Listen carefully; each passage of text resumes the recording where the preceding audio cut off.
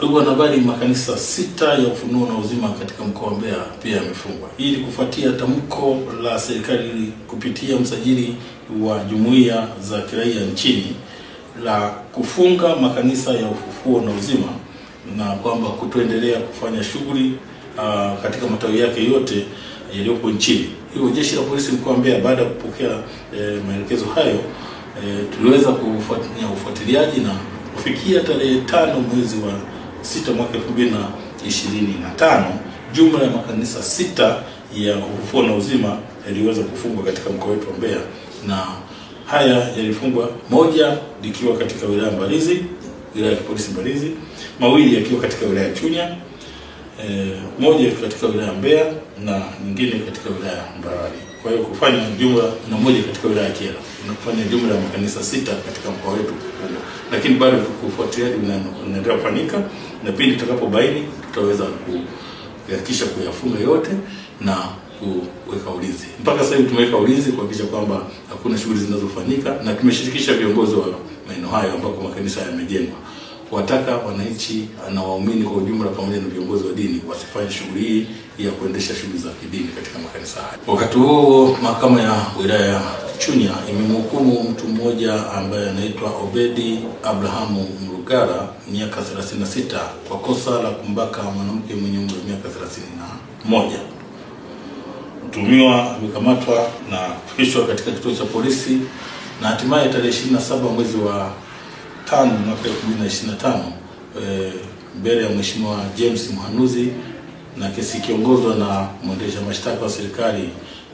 ambaye anaitwa Mwajabu Tengeneza, ambaye pia ni mkuu wa mashtaka katika wilaya hiyo.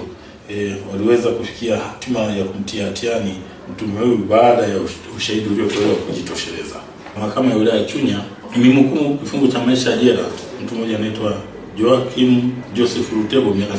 mkazi wa kijiji cha Lupatinga baada ya kupatikana na hatia kwa kosa la kumbaka mtoto wa miaka 4. Hukumu imetolewa tarehe 27 mwezi wa 5 mwaka 2025 mbele ya Mheshimiwa James Mhanuzi na mwendesha mashtaka wa serikali ambaye ni mkuu wa mashtaka katika wilaya hiyo Mwajabu Tengeneza. Na tukio hili lilitokea tarehe 23 mwezi wa 12 mwaka 2024 saa 1:30 asubuhi huko katika kijiji cha Ifuma kilichopo kata ya Lupatinga tarafa ya Kipimbawe wilaya ya Chunya, na ndipo mtuhumiwa baada ya hapo aliweza kukamatwa na kufikishwa kituoni na upelelezi kukamilika na hatimaye kufikishwa mahakamani hadi kufikia hatua ya kuweza kupatikana na kifungo hiki. Lakini pia zipo jitihada za kuzuia na kudhibiti ajali za barabarani katika mkoa wa Mbeya. Kwa hiyo kwa kipindi cha mwezi Mei mwaka 2025 jumla ya makosa ya ukiukwaji wa sheria za usalama barabarani 7624 yaliweza kukamatwa. Kati ya hayo magari ni 6613 na pikipiki pamoja na bajaji ni 1011. Aidha, jumla ya magari 6613 haya yalikaguliwa kabla ya kuanza safari na yalikaguliwa katika checkpoints zetu zilizonazo katika mkoa wetu wa Mbeya, ambako ni katika maeneo ya Nyara, Shemango pamoja na Kiwambi.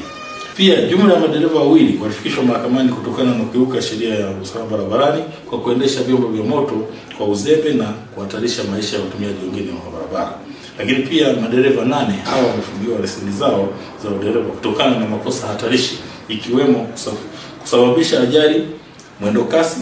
na kuyapita magari mengine kwenye maeneo hatarishi, yakiwemo maeneo ya miteremko na maeneo ya ambayo tunasema ni hatarishi, kwa mfano kwenye milima yetu ya Inyara na Mlima Nyoka, kwa maana ya long overtaking. Kwa hiyo baada ya taarifa hii ya miundombinu hii ya mawasiliano kuhujumiwa, mnamo tarehe 4 mwezi wa 6 mwaka 2025 majira ya saa 9 alasiri, msako mkali uliendeshwa na jeshi la polisi tukiwa tunashirikiana na maafisa wa kampuni ya Halotel, na ndipo kikosi hiki cha Makachero kikishirikiana na maafisa walifika maeneo ya Sido katika jiji la Mbeya, ndipo waliweza kuwakamata watuhumiwa wakiwa na vyuma vya minara ambavyo ni typical pieces, vipande 8 vyenye urefu wa mita 5.5 kila kimoja, lakini pia kulikuwa na waya wenye urefu wa mita 560. Vifaa hivyo vyote viliibiwa mnamo Juni tarehe 2 mwaka huu, na katika ufuatiliaji ilionekana vifaa hivi viliibiwa vikiwa katika eneo lililokuwa limekwisha bainishwa na kampuni ya Airtel kwa ajili ya kusimika mnara kwa ajili ya kuongeza mawasiliano katika mawasiliano ya mji huu wa Mbeya na maeneo mengine. Kwa hiyo hawa watumiwa wao walifika katika maeneo hayo ambapo vifaa hivi vimehifadhiwa na kuchukua vifaa hivi vya mawasiliano ya kampuni ya Airtel, na wakawa wameviweka kuvipakia kwenye gari namba T607 DJC aina ya Scania lori mali ya Adam Selemani Mwakitusia, wakiwa sasa katika harakati za kuandaa vyuma hivi na kuvisafirisha kupeleka Dar es Salaam. Ndipo kikosi chetu cha Makachero kiliweza kuwakamata na kuwafikisha katika kituo cha polisi kwa ajili ya mahojiano zaidi.